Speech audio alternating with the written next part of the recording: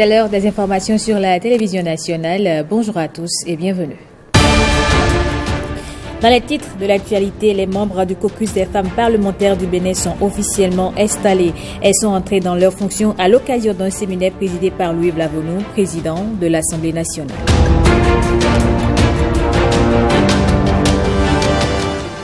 Le 5 juin prochain, c'est la journée mondiale de l'environnement. En prélude, la représentation du système des Nations Unies au Bénin a animé une conférence de presse pour sonner la mobilisation contre les sachets plastiques.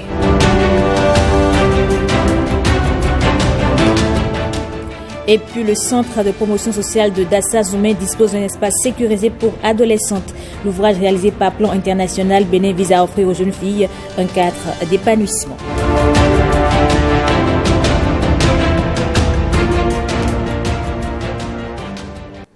Bonjour à tous et bienvenue dans ce 13h. Les membres du caucus des femmes parlementaires du Bénin sont entrés dans leurs fonctions. C'est un creuset dédié à la synergie d'action des femmes parlementaires. L'USAID et d'autres organisations ont participé à la cérémonie. Marcela Rossi et Alexis Segbemon pour les précisions.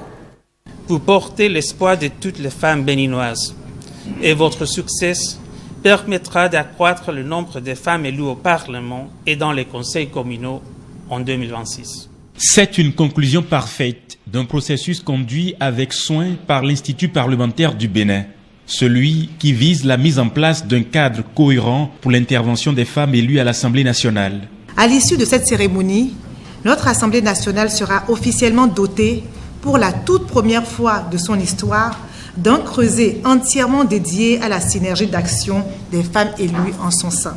Honneur et fierté se manifestent dans le rang des soutiens de tous ordres. Les États-Unis sont fiers de participer aux premières ères, aujourd'hui, de l'initiative du caucus des femmes au sein du Parlement que vous avez l'honneur de présider.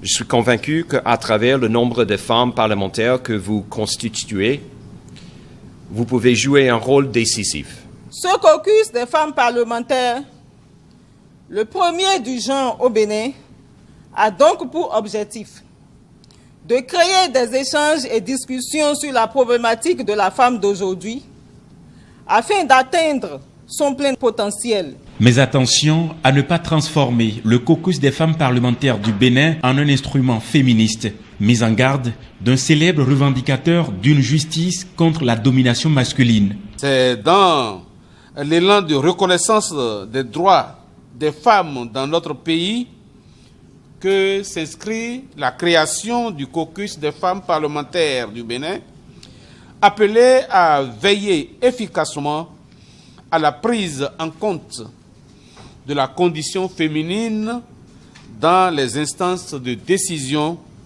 tant au niveau national qu'au niveau local.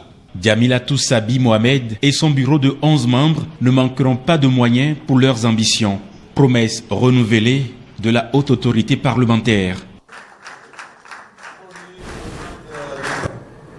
La première édition du Forum national sur les objectifs de développement durable a connu son épilogue. Lors de la rencontre, les travaux ont tourné autour du thème « Renforcer la résilience pour accélérer l'action locale en faveur des objectifs de développement durable ». Le compte rendu avec Esther Amessiga.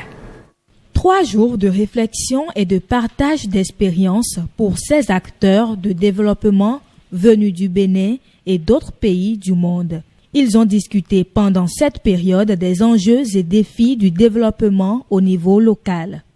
Vous avez eu l'opportunité d'aborder diverses problématiques, dont notamment le rapportage sur le progrès des ODD au niveau local, le renforcement des capacités nationales pour la résilience des communautés locales, la durabilité des interventions, la mobilisation des ressources pour le financement du développement local. L'un des mérites de ce forum est précisément d'avoir échangé et non d'avoir cherché mutuellement à se donner des leçons. Tout au long de ce forum, vous avez débattu de manière substantive de nombreuses opportunités qui s'offrent aux communes pour une implémentation réussie des actions novatrices en faveur de la mise en œuvre des ODD. Et pour garantir le bien-être durable de la population béninoise, des points clés sont retenus au terme de ces échanges. Poursuivre les politiques d'accélération de la croissance économique et la rendre encore plus inclusive. Renforcer les capacités des communautés, produire les données statistiques pour l'information sur les progrès à tous les niveaux, rechercher et canaliser les sources innovantes de financement pour le développement. Les communes réaffirment leur volonté et leur détermination pour un leadership politique local pour mettre en œuvre les agendas 2030 et 2063. Les maires des différentes communes du Bénin sont appelés à prendre en compte les recommandations issues de ce forum pour de meilleurs résultats pour l'atteinte des ODD. Lors du Conseil des ministres du 31 mai dernier, le gouvernement a pris un décret pour une meilleure prise en charge des enfants dans les crèches et garderies du Bénin. Ce décret fait l'objet d'une analyse approfondie entre les promoteurs de garderies et la ministre des Affaires sociales et de la microfinance. Christelle Tongodo et Brice Thibozo nous proposent la synthèse de cette séance. Véronique Toinfodi explique aux promoteurs de garderies le contenu du nouveau décret approuvé le 31 mai en Conseil des ministres fixant les modalités de création, d'organisation et de fonctionnement des garderies au Bénin. Chers promoteurs, chères promotrices, responsables de garderies, de crèches et aux structures assimilées, c'est désormais acté que l'État ne vous confonde plus avec les centres d'accueil et de protection de l'enfant qui sont chargés d'héberger, d'accompagner et de réinsérer les enfants en situation difficile. La notion de garderie d'enfants ainsi que les différentes formes que cela peut prendre a été clarifiée par le gouvernement. Le nouveau décret prévoit des normes et standards retenus qui sont présentés aux promoteurs au cours de cette session d'information. Aujourd'hui, nous savons quelle est la différence donc entre les garderies et les autres structures de type orphelinat. Et nous savons aussi les innovations apportées pour améliorer la qualité de ce que nous apportons, de ce service que nous apportons aux enfants. Là, on a compris que nous devons exercer désormais dans un cadre bien formalisé, avec l'actualisation des conditions à remplir, des obligations des garderies. Et donc, ce qui est bien la bonne nouvelle, c'est qu'on nous donne une période de 12 mois pour nous mettre à jour par rapport à cette modification qui a été apportée à l'arrêté de 2012. Cette rencontre a permis notamment aux responsables de crèches et garderies de s'imprégner des nouvelles dispositions en la matière. Ils ont également la possibilité de s'inscrire et de faire étudier leurs demandes via une plateforme mise en place par le ministère des Affaires sociales et de la microfinance. Le 5 juin prochain, c'est la journée mondiale de l'environnement. En prélude à cet événement, la représentation du système des Nations Unies au Bénin a animé une conférence de presse. Objectif, sonner la mobilisation contre les sachets plastiques. Jean-Claude Dims et Patrick Manvo nous font le point de cette rencontre. Le plastique, il inonde le quotidien des êtres vivants et leur cause d'énormes dégâts. Il se retrouve une fois de plus dans le viseur de la communauté internationale à quelques jours du cinquantenaire de la Journée mondiale de l'environnement, placée sous le thème « Solution à la pollution plastique ». On peut se demander, est-ce qu'il est possible de mettre fin à la pollution plastique? La réponse est oui. Mais pour y arriver, nous devons agir ensemble sur le cycle de vie du plastique. Nous devons apprendre à réduire son utilisation, à le réutiliser, à réinventer et à repenser notre rapport au plastique pour le bien des générations futures. Agir ensemble. Cette conférence de presse en est une illustration. À part les journalistes, les élus locaux, les leaders religieux et les acteurs de la société civile ont eu aussi droit à la parole. Si nous voulons réussir, c'est de commencer déjà par impliquer qu'il faut, au lieu des bouteilles plastiques, que chacun puisse avoir des gouttes. Et nous travaillons vraiment à cela. Qu'est-ce que je remarque au Ghana, c'est vraiment particulier. Vous n'allez pas voir aucun sachet de pure water dans la ville. À peine vous déposez, après ils prennent. Parce qu'ils ont un système de recyclage de ces sachets. Le débat va se poursuivre sur les réseaux sociaux grâce à une campagne digitale et une séance de sensibilisation le 10 juin au quartier Zongo de Cotonou. Près de 26,5 millions octroyés à une cinquantaine d'étudiants béninois. C'est une action solidaire de l'Organisation internationale Direct Aid. Déjà à sa 11e édition, elle vise à aider des jeunes étudiants béninois en situation difficile. Le point de la cérémonie avec Sislène Adini et Ramatou Lawali. Nous avons compris que l'éducation est un puissant vecteur de développement et l'un des meilleurs moyens de réduire la pauvreté, d'élever les niveaux de santé, de promouvoir l'égalité entre les sexes et faire progresser la paix et la stabilité. Voilà ce qui justifie cette action de l'Organisation internationale Direct Aid. Octroi de bourses d'études aux apprenants béninois dans divers secteurs universitaires et post-universitaires. Pour cette 11e édition de remise de bourses, une cinquantaine d'étudiants sont bénéficiaires. Au total, 26 240 000 francs CFA pour appuyer des étudiants en situation difficile. Un geste fort louable au dire des récipiendaires. Le Bénin dispose de nombreuses organisations non gouvernementales. Mais parmi elles, nous comptons au bout des doigts celles qui nourrissent réellement la volonté d'accompagner l'État béninois à atteindre ses objectifs inscrits dans le programme d'action du gouvernement. Et l'ONG Direct Aid fait partie de l'une de ces organisations autonomes qui s'assure chaque année de donner sa contribution dans plusieurs domaines pour l'atteinte de ces objectifs.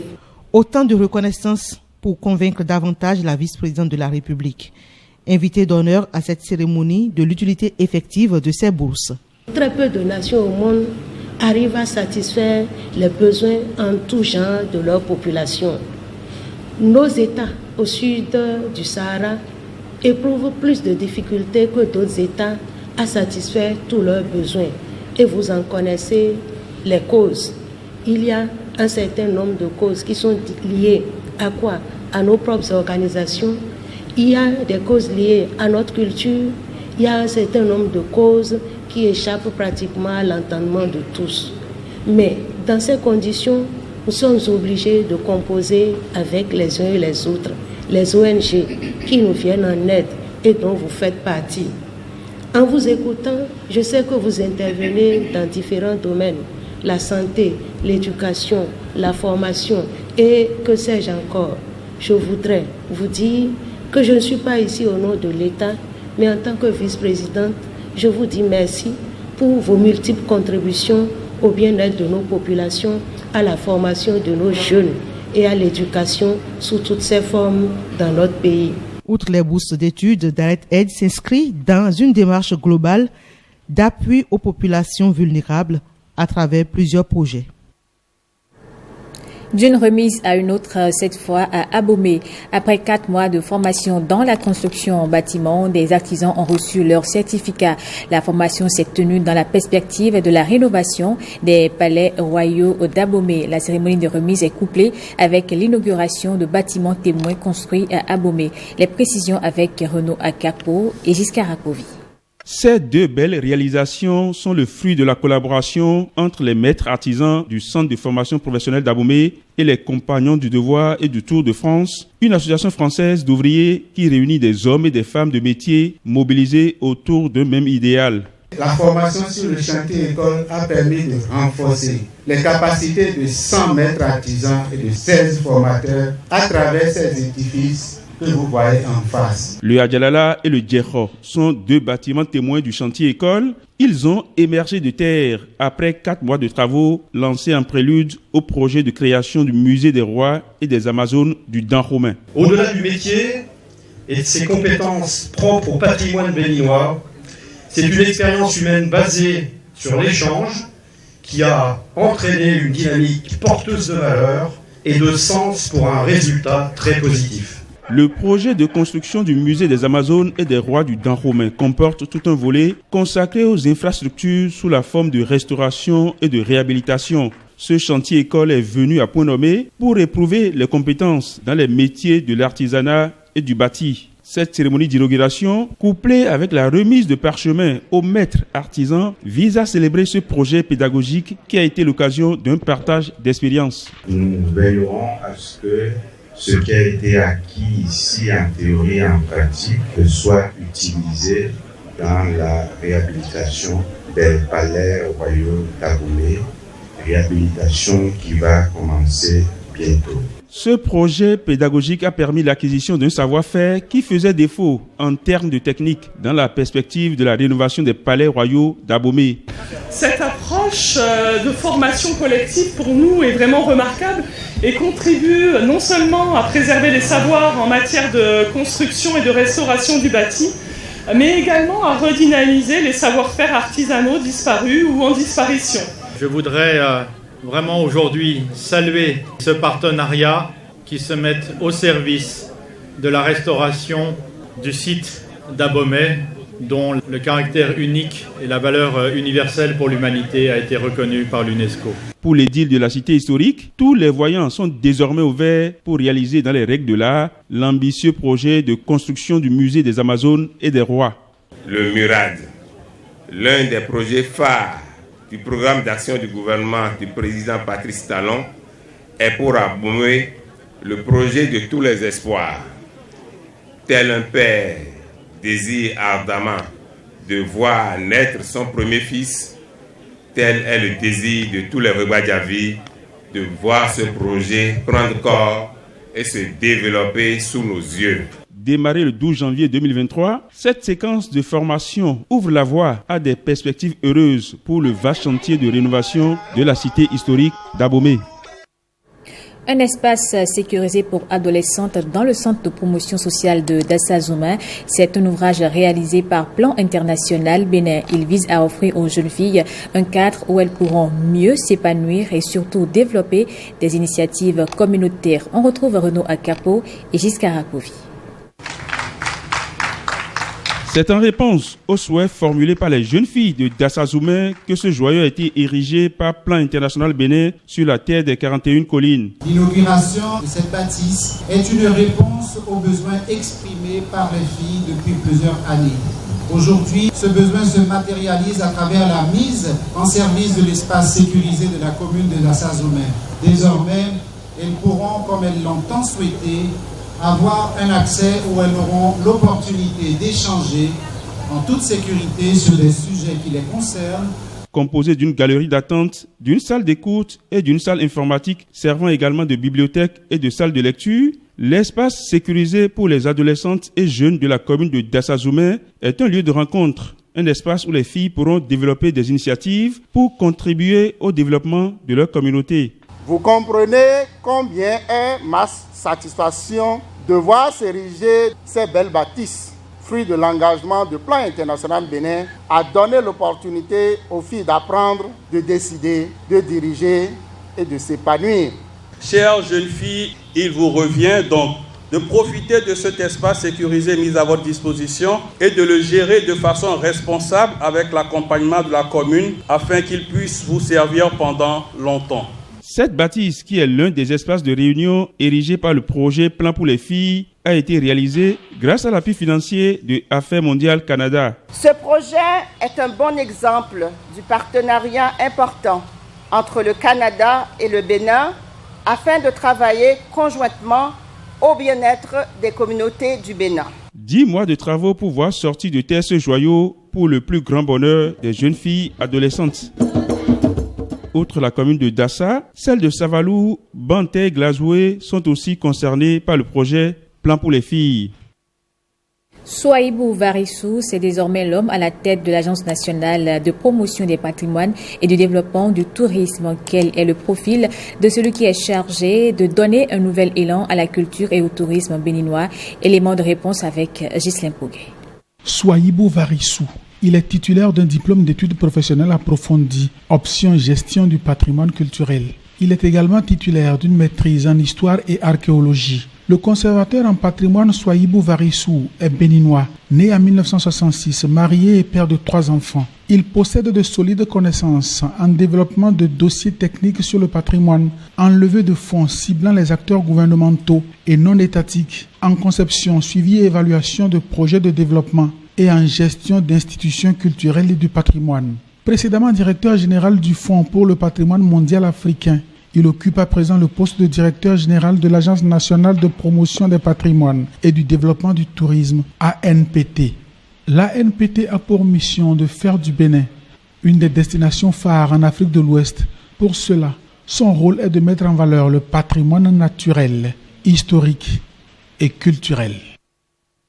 Réalisateurs, cinéastes et autres professionnels du cinéma et de l'audiovisuel se retrouvent à Niki autour du Festival international des films identitaires et solidaires Festifis. C'est la 3e fois que le rendez-vous se tient dans la cité des Batombo.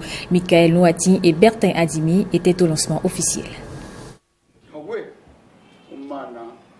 Une visite de courtoisie des festivaliers au Sinaboko, Serotoru, Tukosari, suivie d'une caravane dans les rues de Niki. Le Festival international des films identitaires et solidaires Festifis prend ainsi ses marques dans la cité des Batombo. Cinéma, femmes et paix pour un développement local durable est le thème choisi pour la 3e édition du Festifis à Niki. Responsabiliser cette femme-là pour qu'elle devienne l'ambassadrice ou celle-là qui fait la promotion de la paix, de la cohésion sociale, parce que quand la femme est épanouie sur le plan financier, tout simplement, cela aide la famille, cela aide l'entourage. Et c'est donc à ce titre que nous avons voulu mettre aux côtés du cinéma la paix, la femme et en même temps espérer le développement local durable. Les productions cinématographiques de qualité qui mettent en lumière les atouts historiques et touristiques et qui conscientisent également sur des faits de société constituent le socle de ce développement avec le Festifis comme cadre approprié d'expression. Je suis très contente d'être là et de pouvoir présenter mon travail. Un film qui s'appelle I Am Chance, qui parle des enfants des rues de Kinshasa, une problématique qui est universelle. Et j'espère pouvoir partager cette réalité et peut-être changer certaines mentalités par rapport à ce qu'on peut penser de ces jeunes filles qui existent partout dans le monde, la problématique des enfants des rues. D'autres problématiques d'actualité feront également l'objet de projections cinématographiques. C'est un film qui va parler des questions d'inclusivité dans les écoles au Maghreb. On a tourné en Tunisie, au Maroc et en Algérie pour les enfants porteurs d'handicap. Le Festifis est donc un grand cadre de rencontres, d'échanges et de partage d'expériences autour du cinéma et de l'audiovisuel. Nous avons eu l'occasion de discuter avec les jeunes cinéastes béninois, mais de diverses origines du pays. Et on a été vraiment ravis de voir leur envie, leur motivation vraiment et leur détermination à avancer. On a pu vraiment parler de plein pied et avoir vraiment des conversations très intéressantes et enrichissantes et mutuellement enrichissantes. Conférences, débats, ateliers en actorat, visites touristiques, découvertes culinaires feront entre autres le menu de la 3e édition du Festifis à Niki. La CEDEAO fête son 48e anniversaire au Bénin. Cette célébration a été l'occasion pour chaque pays membre de la communauté présente au Bénin depuis une semaine de valoriser la richesse culinaire de son pays à travers une exposition gastronomique. Blaise Adampo pour les précisions. Différents mets des pays membres de la CEDEAO exposés le temps d'une matinée au Palais des Congrès de Cotonou. Bénin, Côte d'Ivoire, Niger, Nigeria, Ghana, Togo, etc. Les stands sont bien garnis aux saveurs africaines. La culinaire est mise au devant de la scène pour un brassage entre États. Un stand de découverte pour les uns et les autres. Nous avons notre repas favori aux 3 noms, donc Nyomli, Djongoli, Zankwiti, donc qui est là.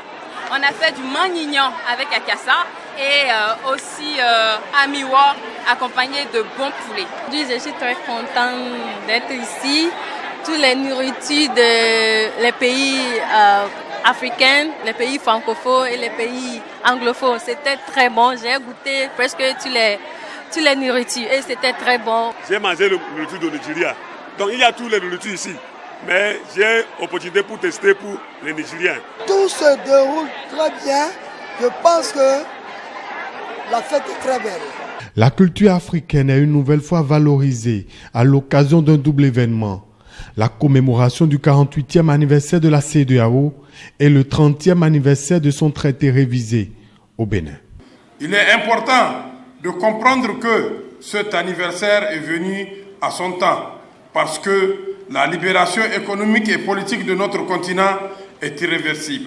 Une intégration, c'est des institutions, c'est des traités que nous signons, c'est des discussions que nous avons dans des salles. Mais croyez-moi, tout ça n'a de sens qu'à partir du moment où nous voyons que ça crée une nouvelle dynamique chez les populations. Cette journée se poursuit avec une soirée de distinction aux vainqueurs de la course, les foulées de la CEDEAO. Sont prévues aussi des prestations culturelles des groupes de danse des pays membres de l'espace.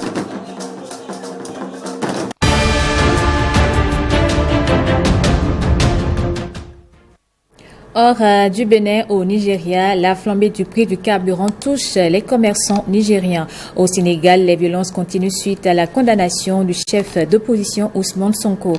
Par ailleurs, à Genève, en Suisse, le Haut Commissariat des Nations Unies aux droits de l'homme s'inquiète de la détention d'une activiste climatique au Vietnam. Le point de l'actualité avec Blaise Adampo, Constantine Tandé et Gloria Ologan. Au Nigeria, les prix du carburant ont triplé après l'annonce le 29 mai dernier du nouveau président Bola Tinubu de supprimer les subventions sur les produits pétroliers. Depuis, l'augmentation des prix des transports force de nombreuses personnes à rester chez elles. Les vendeurs des produits alimentaires ont augmenté leur prix et l'électricité est encore plus coûteuse pour ceux qui utilisent des générateurs, provoquant une immense détresse dans le pays le plus peuplé d'Afrique. Depuis l'augmentation du prix de l'essence à la pompe, nous ne réalisons aucun profit. Nous n'avons plus de retour sur investissement.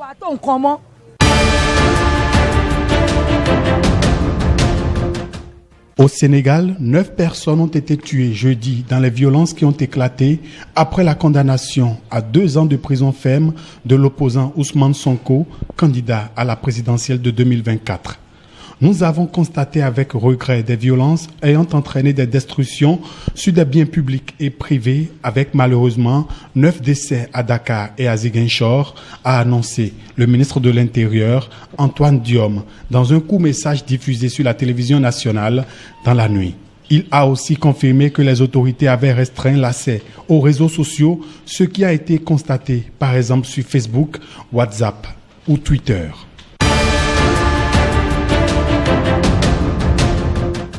La République démocratique du Congo et la Cour pénale internationale renforcent leur coopération. Cette initiative est prise dans l'optique de lutter contre l'impunité face aux crimes de guerre et contre l'humanité. Le protocole d'accord a été signé par les 2 parties lors d'une cérémonie à Kinshasa. L'engagement renouvelé traduit notre volonté de renforcer la coopération avec votre bureau, que nous entrevoyons surtout dans le cadre d'une coopération active et dynamique tournée vers des idéaux de justice et de paix, aujourd'hui menés par mon pays.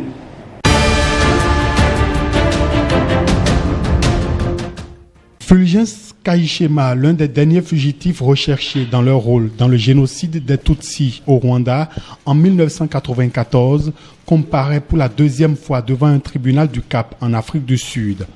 Il aurait participé à l'un des épisodes les plus sanglants du génocide lorsque des milliers d'hommes, de femmes et d'enfants qui s'étaient réfugiés dans une église ont été massacrés. Le procès a été ajourné jusqu'au 9 juin prochain. Ce dont nous parlons pour l'instant, c'est d'accusations locales. Ensuite, cela dépendra également des 2 classeurs qui contiennent d'autres accusations contre lui.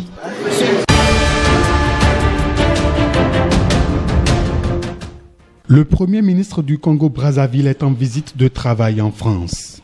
Anatole Collinet Makosso a été reçu par son homologue française, Elisabeth Borne. Le chef du gouvernement congolais, pendant ses 11 jours de visite, vient chercher des idées et des partenaires pour réduire la dépendance alimentaire de son pays, riche en pétrole et en gaz.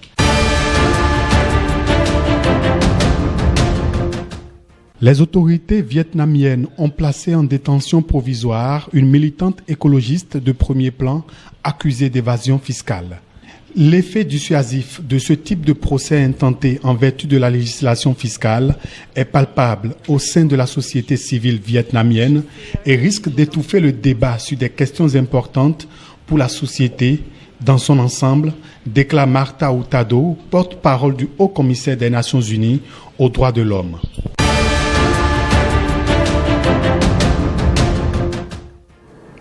Et voilà qui met un thème à cette édition du journal. Merci à vous de l'avoir suivi. Je vous retrouve à 19h avec plaisir.